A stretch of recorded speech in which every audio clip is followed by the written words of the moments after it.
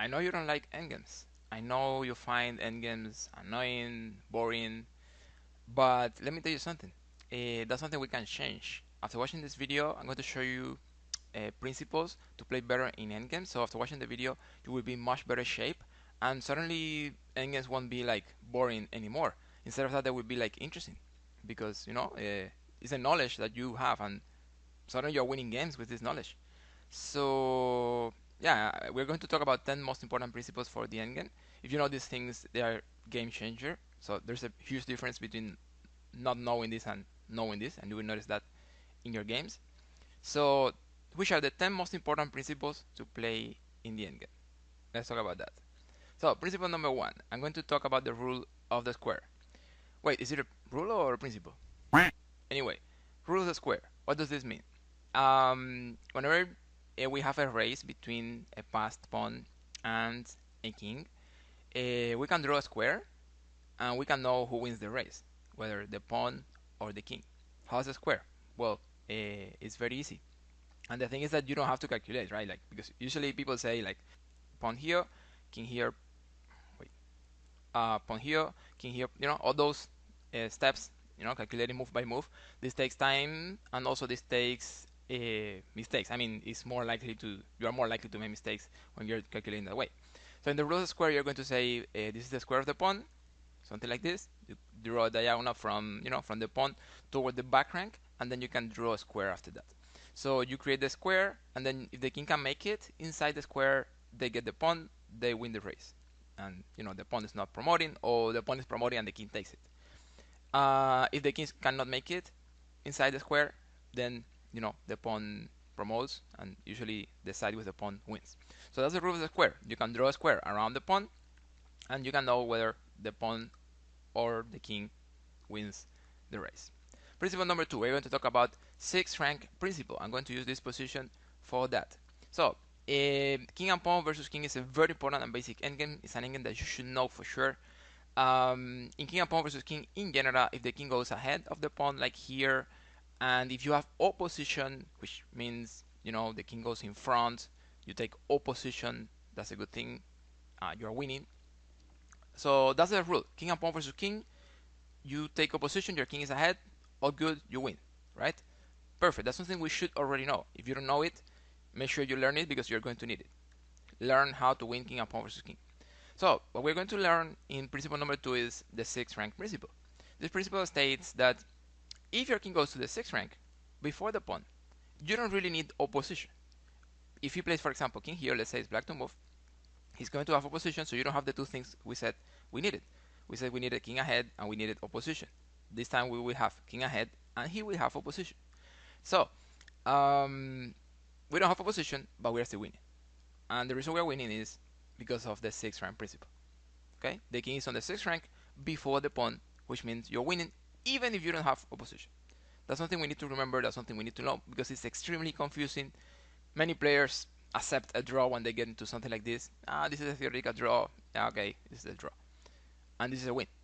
It's a win because your king is already on the sixth. So let me show you. They take opposition. There's nothing special you need to do. Just move your king a little, advance your pawn, and for some reason, for magic, you're you're winning. Nothing special. Just win. That's all you need to do. So remember six rank principle. King on the six before the pawn. You don't need opposition. You're still winning if you don't have opposition.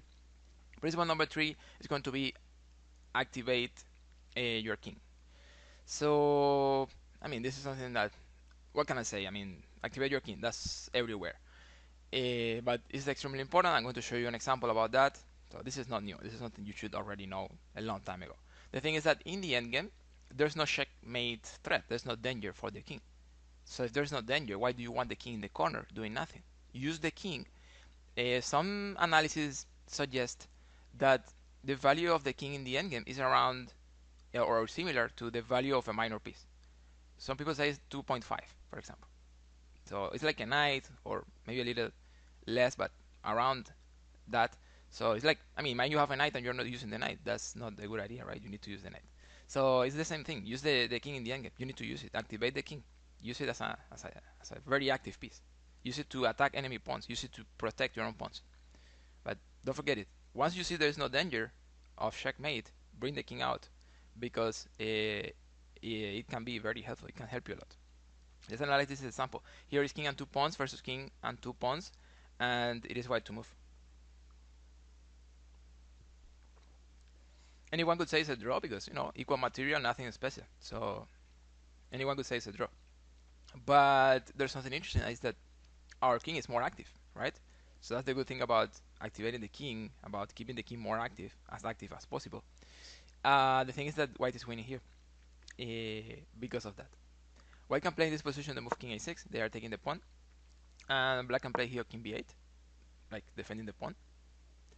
But the thing is that you can trade these pawns here and then go here and get the other one. So we can play b5 and b6, and they take a position. Okay, that's fine. We simplified those pawns, and now we are ready to go to the king side. So we can play something like this, right? Bring the king to the king side, get the pawn, and then he takes a position. But guess what? Remember principle number 2, 6 rank principle. If your king goes to the 6 and he takes a position, you're still fine. I mean, you are ahead of the pawn. All good. We're winning. So we just play something like king. Let's say here is the best, I guess, and then this, and then this, and you're winning because of the 6 rank principle. But well, let's not forget that all this started by a more active king in the endgame. So let's go to king to principle number 4. I mean, and it is going to be work where you have the advantage. And this is extremely important. It's something we forget, and it's the solution to many problems. So whenever you don't know what to do, think. I mean, in an endgame, think where do I have the advantage? Where should I play? Should I play on the king side or should I play on the queen side? And this is an example with only with pawns, but it is also valid for an endgame with more pieces like knight, bishop, rook. So keep that in mind in endgames always. Work where you have the advantage. If you have advantage somewhere, in general, you should work on that side. In this example, we have the advantage on the queen side. Where should we work? Well, on the queen side. That's the way to win. You're not going to make any progress by playing here, by moving pawns on this area, by moving the king over here. You're not going to do anything with that. You're not going to get anything if you do that. So the right plan here, guys, is going to be go to the queen side, activate your king, because that's something we already saw in principle number 3. That's something we need to do, of course. So activate your king first, and in general go to to the center or close to the queen side because that's where you're going to play. And once you are really active, work on the queen side and create a passed pawn with your pawn majority. This is a pawn majority. You can create a passed pawn there. And once you have a passed pawn there, it's going to be very easy to win because you can capture pawns on the other side, etc. But well, the idea I want to highlight is work where you have the advantage, right? You don't get anything working where you don't have anything, right? Work where you have the advantage. That's principle number 4. Let's go to principle number 5, and well, this is actually again more or less simple. There's nothing we need to say here, and it is a master basic mates. You need to know basic mates. They are included in endgames because only 3 pieces. I mean 3 pieces or 4 maybe, but you need to know that, right? It's an endgame. It's a kind of endgame, but it's the first thing. It's the first endgame you need to know, right? Like how to win with king and queen versus king, how to win with king and 2 rooks versus king. Those are things you're going to need for sure. I mean, there's no way to make progress if you don't know how to win king and queen versus king, or if you don't know king and 2 rooks versus king. Those are things you need to know for sure.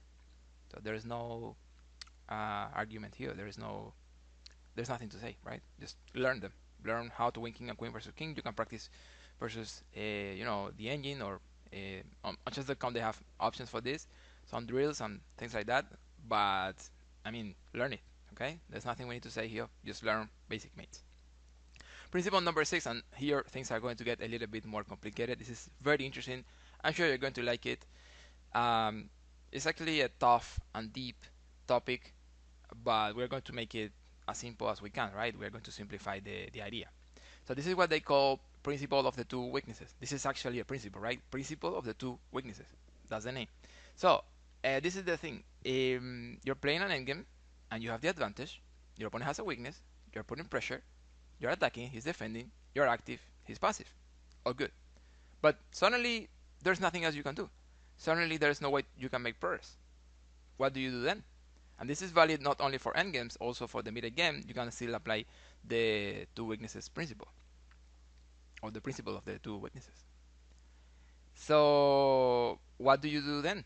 How do you make progress? Well, you are going to create a second weakness. If you create this second weakness, it's going to be extremely hard for your opponent to keep both weaknesses defended. Like you can move more, right? You're active. You have more space. You have more options to move to create threats. You can alternate the threats, right? You can threaten the weakness over there, see how he defends, how he reacts, maneuver a little, then attack the other weakness. So the thing is that once you create a second weakness, his position will fall apart. That's the idea. So just create a second weakness. If you are putting pressure on one weakness, he's defending. Okay, oh good. Let's create a second weakness and let's win the game that way. That's the principle of the two weaknesses, and that's what we're going to see in this example. Let me show you. Your opponent has a weakness here, right? This is beautiful, and you're putting pressure there, and he's defending there. Okay, oh good. You don't have a way to increase the pressure. There's nothing you can do. There's nothing. There's nothing we can do here. What do we do then? Well, let's see what Floor did in the game. He played e4, but basically what he's going to do is he's going to create a weakness on the king side. Because that's something I didn't say. The second weakness very often is separated, like far from the first weakness. This is going to make the defense much more complicated. Observe that in some way black has a weakness here, but this is too close. This is easy to defend. He can defend both weaknesses at the same time. That's not what we need. We need another weakness far away on the other side. Then we're good. So that's what Floor is going to do here. Look at this. He plays e4. F takes e4, f takes e4, d takes e4, some trades over there. And then black thinks they are fine. They just maneuver a little and good here. Okay, oh good. But not so easy. King f4, I'm creating threats. I have ideas over here. So it's more complicated. So black said, you know what? a6. You're not going anywhere. Just, I'm just defending with this. But, well, again, not so easy. This is what I want. You're weakening your position. h4. Black plays here. King e6. You know what? Okay, let's maneuver a little bit more. King e4, rook a8, and then boom, h5. And this is a very important moment because when you play h5, you are creating the weakness here on h6. You are fixing that pawn. That pawn cannot move. Therefore, it's a weakness, and you can attack it. It's not defended. It's not defendable. We're good. Black plays here g5, and this is all we needed. Now we created the second weakness. Perfect. That's what we needed. We are applying the principle of the two weaknesses here. G3, maneuver a little bit more, bring the king to another position. Floor plays here king e4, rook a7, king d4, maneuvering now, threatening things over here, king d6. Some maneuver, of course, that happens a lot in endgames, but then boom, check, king d6, and then after this, boom, rook e8. Do you see the idea? He's attacking the second weakness. The second weakness he created has been a target, and now he's winning the game just threatening that second weakness here. So yeah, this is just winning the game after this. Black plays e5, there is a check over there, and then another check. Well, now white gets a pawn, and is winning. Like, for example, activate your pieces a little bit more, activate the king, offer trade. That's not important. We already got a pawn, and we are winning endgame. That's what we needed. So that's how Floor won this game using the principle of the two weaknesses. Don't forget it. It's important. It's a little hard to apply, right? For beginners, it's not like an easy thing, I know. But it's still there. Don't forget it. At some point, you will be able to use it if you're a beginner, or maybe if you're more advanced, maybe you can already apply this in your games. Well, principle number 7, rooks should go behind the pawn. So let me show you this example here. For example, let's say it is white to move. In this position, you have some options for your rook, right? You can put your rook on the side, okay, that's fine. Or you can put your rook behind the pawn. The right decision is put your rook behind the pawn. Well, that sounds easy, but well, that's the principle. The thing is that very often you can choose, right? Like very often you can choose between rook on the side or rook in front of the pawn or rook behind the pawn. Well, the right decision is rook behind the pawn. Either it's a pawn you are supporting, it's your own pawn, it's your mate's pawn, you put the rook behind the pawn.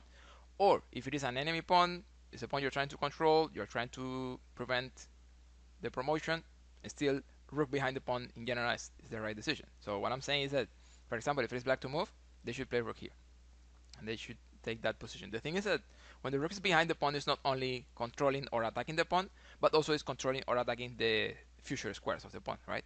So that's why behind the pawn in general is going to work a little bit better. So keep that in mind. In general, it's going to work that way. It's pretty important.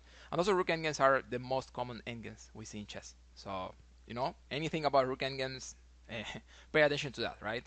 Like don't don't forget that. Yeah, rook behind the pawn. That's principle number 7. Well, principle number 8 is going to be appreciate the farther passed pawn. You can win games because you have a farther passed pawn. I'm talking about the passed pawn that is, separated from the other pawns. If your pawn is more separated, it's farther. That's a good thing, and you can win the endgame because of that. Let me show you this example. Here we have equal material. King and 4 pawns, king and 4 pawns. The kings are equally active. Nothing like special here with the kings. So they are more or less equal. Uh, Anyone could say, this is a draw, nothing to do here. Well, it's not a draw, it's a win. It's a win because you have a farther path pawn. The idea is that you can use this pawn, to distract the king. Like, you can trade this pawn for this pawn. So once you trade those pawns, your king is going to be better positioned. That's the idea. So that's the good thing about the farther path pawn, that his king is going to be farther when we force the trade of the pawns. So basically we can play something like, like king f4, for example, and then, h5. Let's say they play something, right? Like sacrifice the pawn if you want, but eventually, you're closer. You're closer and you're winning because of that. So that's the idea. Appreciate the farther passed pawn. If you have a farther passed pawn, you can win the game because of that. Also, don't get into endgames where your opponent has a farther passed pawn because you can lose because of this. That's principle number 8. Principle number 9, advance the free pawn. So whenever you have a pawn majority, and you want to create a passed pawn, you need to advance the free pawn. What does this mean? This means that you need to advance the one without a pawn in front. That's what it means. This is the free pawn, the one without an enemy pawn in front. So let me tell you what happens, or let me show you what happens if you don't advance the free pawn. Let's see. Let's say white plays a4. They want to create a passed pawn. They want to play a4, b4, b5, create a passed pawn, force the king over there, capture this one over here, and then, boom, promotion. That's what they want to do. Well, if you move the wrong pawn like this, they can do this, right? And suddenly you cannot move the pawns, right? Suddenly you're not winning anymore. Suddenly your opponent has one pawn stopping 2 pawns, and that's the name for that. I mean, I'm not creating that. I'm not inventing this. That has been said before. This is not the first time anyone says one pawn stopping 2 pawns. That's the name. So that's what we call this structure. One pawn stops 2 pawns. That's not good. Avoid that. That's what happens when you don't advance the free pawn. So whenever you're trying to create a passed pawn, whenever you have a pawn majority, advance the free pawn. Okay, that's the way you create a passed pawn. Advance the free pawn. Super important. We forget it. So don't forget it. Well, principle number 10, I believe. Okay, this is a good one. It is white to move here. What do you think is going to happen in this endgame? Like, white to move, they are taking your pawn, and they have a rook pawn about to promote, right? So, what about this endgame? Do you think this is a draw? Do you think this is a win?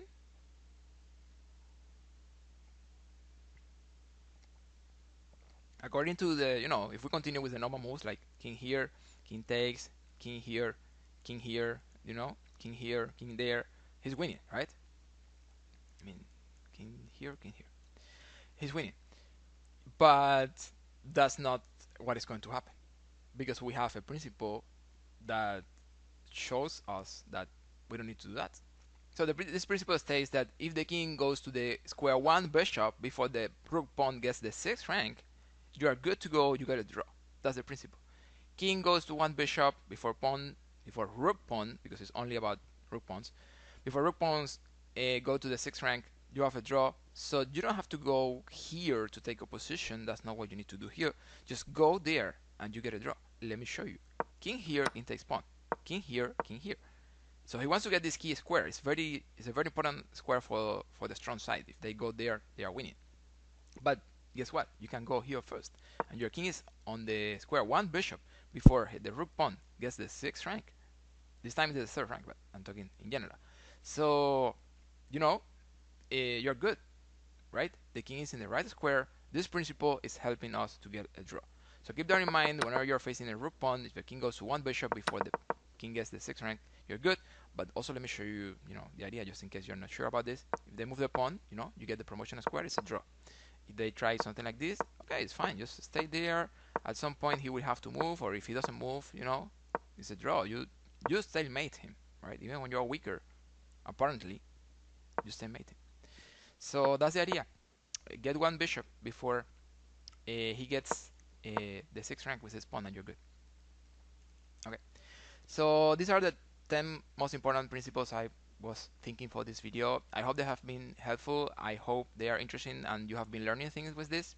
If you have any question, please let me know in the comments. I would be happy to interact and answer your questions. If this was good, remember to like the video, subscribe, of course, if possible. I would appreciate that.